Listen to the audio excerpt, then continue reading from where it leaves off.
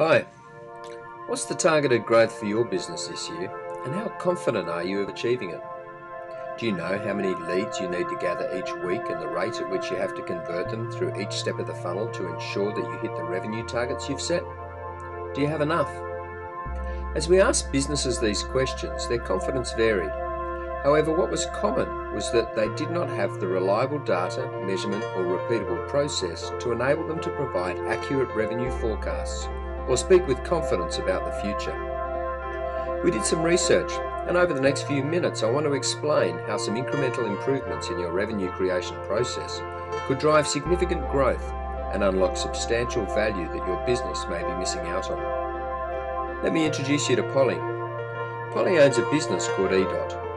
It has a revenue target of $10 million. The average sale value is $100,000 per dot. And so each year Polly's team has to sell 100 dots. To get 100 wins, EDOT has to get proposals or offers to potential clients. The B2B benchmark proposal to win ratio is 17.5%. We'll run with 20%. This means they have to get 500 proposals out in a year to secure 100 wins. But no one just walks in the door and asks for a proposal. They have to first have a meeting with the customer. Sometimes it's face-to-face and other times over the phone. Around a third of meetings turn into proposals. The B2B average is 38.8%. So EDOT needs around 1,500 first meetings, and often there are more after this, to get to 500 proposals. To get meetings, they need leads. Roughly a third of leads turn into meetings. The B2B average is 35.1%. So EDOT needs 4,500 leads just to get to 1,500 first meetings. The numbers are large. The reality is, for every 100 leads going in the top, only 2.7% are currently coming out as new business, a failure rate of 97.3%. But this is not where the pain ended. On top of that, the board agreed that EDOT would look for 15% growth again this year. Like most organisations, this figure was magically plucked from thin air. Polly has three options to achieve this. She can increase the selling price. She can put more leads in the top. She's actually not even sure she has enough there for this year's targets. Or she can improve the conversion ratios at each stage of the journey. And this is where the hope comes. If you improve each of the ratios by just 2%, 2 to 22, 33 to 35 and 33 to 35, then the overall improvement in revenue is 23%. And it gets better.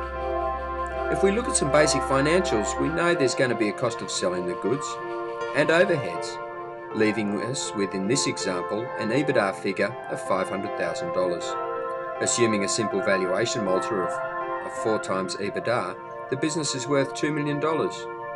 When these 2% improvements are flowed through the revenue creation process into year 2, the results, allowing for the increase in cost of goods sold, are significant. The improvement in EBITDA line of $800,000 and the overall value improvement in the business of 160% will have any CFO, CEO and board sitting up and taking notice. This is the power of revenue performance management.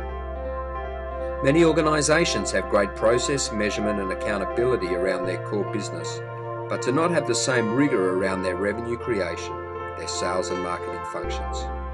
The answer is rarely found in hiring more salespeople, getting a CRM or running more training. These are stopgap and often unsustainable measures. RPM Group works with organisations to build an integrated revenue creation process that is clearly measured, has repeatable process and accountability driving growth. The average growth RPM has achieved for clients year on year has been 23%. We know we're not responsible for all of this growth, but if you talk to our clients, they will tell you we made a significant contribution. We'd welcome the chance to talk to you.